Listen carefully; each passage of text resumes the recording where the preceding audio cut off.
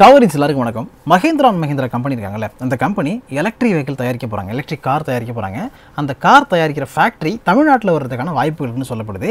So ஏன் அப்படி சொல்கிறாங்க, என்ன நடக்குதுங்கிறத இந்த வீடியோவில் பார்க்கலாம்.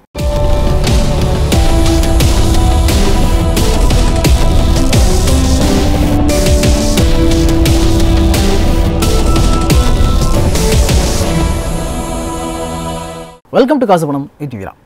மஹேந்திரா கம்பெனி 1945 இந்தியாவில் இருக்கக்கூடிய ஒரு இந்தியன் கம்பெனி. இந்தியா மட்டும் இல்லாமல் பல வெளிநாடுகளையும் உங்களுடைய பிஸ்னஸ் இருந்துகிட்டு இருக்கு. ஒன் ஆஃப் த லீடிங் கம்பெனியாக இருக்கிறாங்க கார் மேக்கிங்கில். பேசஞ்சர் வெஹிக்கிள், அதாவது காரை பொறுத்த வரைக்கும், கார் மேனுஃபேக்சரிங்கை பொறுத்த வரைக்கும், கார் சேல்ஸை பொறுத்த வரைக்கும் இந்தியாவில் மஹேந்திரா கம்பெனி 4வது இடத்துல இருக்காங்கன்னு சொல்லலாம்.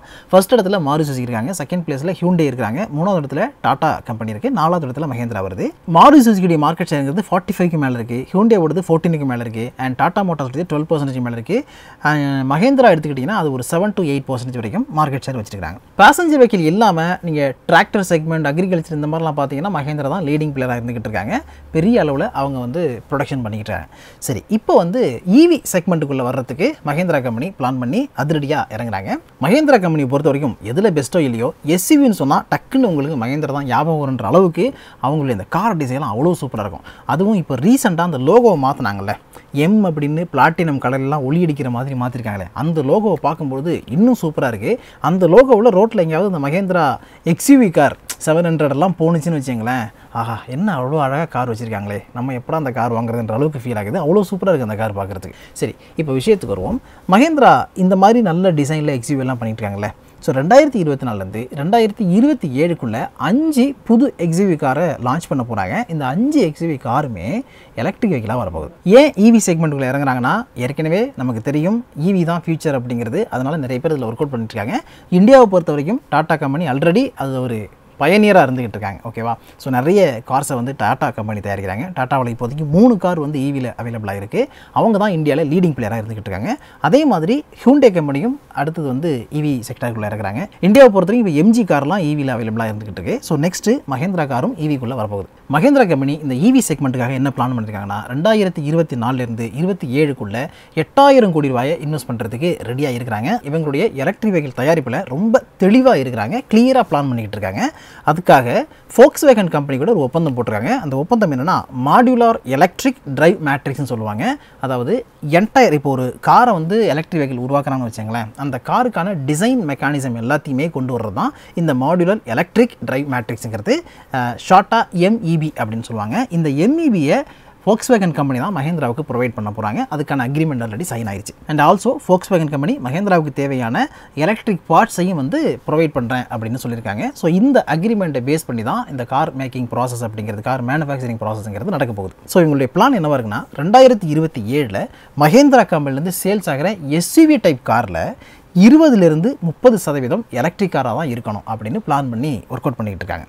ஸோ ஒட்டுமொத்தமாக 2027 எத்தனை எஸ்யூவி எலக்ட்ரிக் காரை சேல் பண்ணுறதுக்கு மஹேந்திரா கம்பெனி பிளான் பண்ணுதுன்னா, 2 லட்சம் யூனிட்டை சேல்ஸ் பண்ணுறதுக்கு பிளான் பண்ணுறாங்க. இவங்களோட இந்த தெளிவான பிளானுக்கு இன்னொரு அஸ்திவாரம் யார், பேஸ்மெண்ட் யாருன்னா, British international investment. British international investment Mahindra கம்பெனியில் இந்த எலக்ட்ரிக் வெஹிக்கிள் செக்மெண்ட்டுக்காக இவி கார் தயாரிக்கிறதாக மட்டுமே 70,070 கோடியை இன்வெஸ்ட் பண்ணியிருக்காங்க. ஸோ ரீசெண்ட் டைமில் Mahindra company British international investment கிட்ட இருந்து 70,000 கோடி அட்ராக்ட் பண்ணது ரொம்ப பெரிய விஷயமா பார்க்கப்படுது. ஏன்னா அந்தளவுக்கு அவங்க மஹேந்திரா கம்பெனி மேலே நம்பிக்கை வச்சு இன்வெஸ்ட் பண்ணுறாங்க. பிரிட்டிஷ் இன்டர்நேஷ்னல் இன்வெஸ்ட்மெண்ட் 70,000 கோடி ரூபாயை மஹேந்திரா கம்பெனியில் இன்வெஸ்ட் பண்ணுறதுக்கான காரணம் என்னென்னா, 2 முக்கியமான பாயிண்ட் இருக்குது. ஒன்று, இந்தியாங்கிறது ஒரு மிகப்பெரிய எமர்ஜிங் மார்க்கெட், வளரக்கூடிய ஒரு சந்தை இங்கே இருக்குது. இங்கே நிறைய பேர் அடுத்தடுத்து கார் வாங்குவாங்க. புதுசாக எலக்ட்ரிக் கார் வருதுன்னா இமிடியேட்டாக அதை ட்ரை பண்ணுவோம் அப்படின்னு வாங்குவாங்க. அதற்கான எக்கனாமிக்கல் க்ரோத்துங்கிறது இங்கே இருக்குது. ஓகேவா? அது ஒரு பாயிண்ட். அடுத்தது என்னென்னா, மஹேந்திரா கம்பெனி மேலே அவங்க வச்சிருக்க நம்பிக்கை. ஏன் மஹேந்திரா கம்பெனி மேலே அவ்வளோ பெரிய நம்பிக்கைன்னா, 1945 இயங்கிட்டு இருக்கக்கூடிய ஒரு கம்பெனி, ரொம்ப ட்ரஸ்ட்வர்த்தியான ஒரு கம்பெனியாக இருந்துகிட்டு இருக்கு.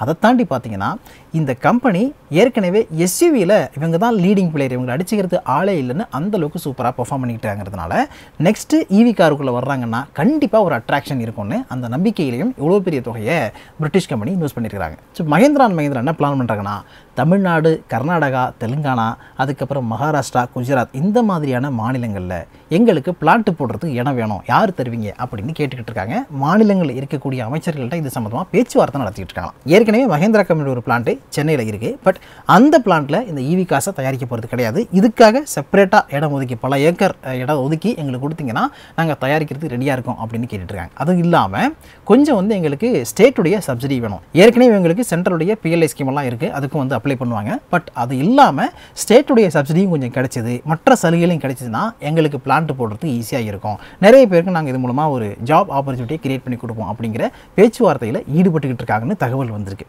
ஆனால் இது தமிழ்நாட்டுக்கு தான் வருமா, இல்லை மகாராஷ்டிராவுக்கு போகுமா, இல்லை எங்களுக்கு தான் வேணும்னு தெலுங்கானாவில் டக்குன்னு இழுத்து வச்சுப்பாங்களா அப்படிங்கிறது நமக்கு தெரியல. எந்த அளவுக்கு நம்ம மாநிலத்தில் மஹேந்திரா கம்பெனி நீங்கள் ப்ரொடக்ஷன் பண்ணுங்க அப்படின்னு இறங்கி வந்து சலுகையெல்லாம் கொடுக்குறாங்களோ, இது நல்ல ஆப்பர்ச்சுனிட்டி அப்படின்னு யூஸ் பண்ணிக்கிறாங்களோ, அதை பொறுத்து தான் இது தமிழ்நாட்டுக்கு வருமா இல்லை மற்ற மாநிலத்துக்கு வருமா அப்படிங்கிறது நமக்கு முடிவாக தெரியும். ஏற்கனவே ஓலா ஈவி ஃபேக்ட்ரி கிருஷ்ணகிரியில் இருக்குது. அது மட்டும் இல்லாமல் இன்னும் சில இன்வெஸ்ட்மெண்ட் எல்லாம் தமிழ்நாட்டுக்கு கிராப் பண்ணியிருக்கு. ஓவராலாக வந்து இந்த வருடத்தில் மட்டுமே 20,000 கோடிக்கு ஒர்த்தான இன்வெஸ்ட்மெண்ட், குறிப்பாக வந்து இந்த ஈவி செக்டார் சம்பந்தப்பட்டு இருக்கக்கூடிய செக்டாரில் உள்ள இன்வெஸ்ட்மெண்ட்டுங்கிறது வந்திருக்கு தமிழ்நாட்டுக்கு. அப்படி இருக்கும்பொழுது இந்த மஹேந்திராவுடைய ஆப்பர்ச்சுனிட்டியும் வந்து தமிழ்நாடு கிராப் பண்ணிக்கிட்டால் நல்லாயிருக்கும். இங்கே இருக்க நிறைய பேருக்கு வந்து நல்ல ஜாப் ஆப்பர்ச்சுனிட்டி கிரியேட் ஆகும் அப்படிங்கிறது மட்டும் உண்மை. ஸோ தமிழ்நாடு ஸ்டேட் கவர்மெண்ட் அதுக்கு தயாராக இருக்காங்களா அப்படிங்கிறத நம்ம வெயிட் பண்ணி தான் பார்க்கணும்.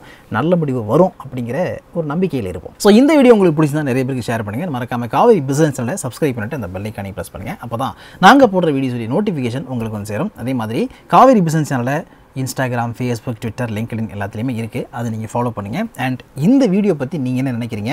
மஹேந்திரா கம்பெனி தமிழ்நாட்டுக்குள்ளே வந்துச்சுன்னா நல்லா இருக்குமா? எந்த ஊரில் இந்த பிளான்ட் வந்தால் நல்லாயிருக்கும்? கிருஷ்ணகிரியில் வந்தால் நல்லா இருக்குமா, கோயம்புத்தூரில் வந்தால் நல்லா இருக்குமா, இல்லை எந்த பெல்ட்டில் வந்தால் நல்லாயிருக்கும் அப்படிங்கிறதையும் வந்து கமெண்ட் செக்ஷனில் சொல்லுங்கள். ஓகேவா? அடுத்த வீடியோவில் மீட் பண்ணலாம். அது வரைக்கும் உங்களை நீங்கள் பத்திரமா பார்த்துங்க. Thank you so much.